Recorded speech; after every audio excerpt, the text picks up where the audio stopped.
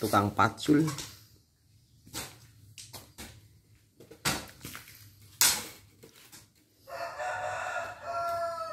Lancip banget. Lancip malah gampang masuk, Mak.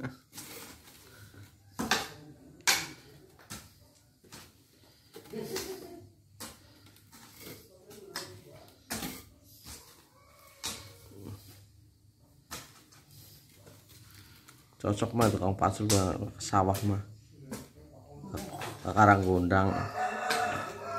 Beli sawah di sana 4 hektar. Dah kok jadi petani, Mak.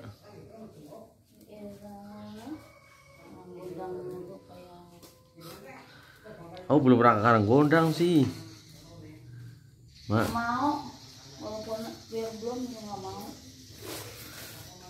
Iya nanti mau lah, Mak. Susah kok. Hah? Apaan? Kok ngomongnya ngiler sih, Mak? Mak, ngomong apa barusan, Mak? Kemana-mana susah jauh. Ya nggak susah-susah. Ada kau dari sini pun kalau kau bilang kemana-mana susah lah, jauh. Tapi begitu ada kendaraan, kok kemana-mana gampang. Sepi maksudnya.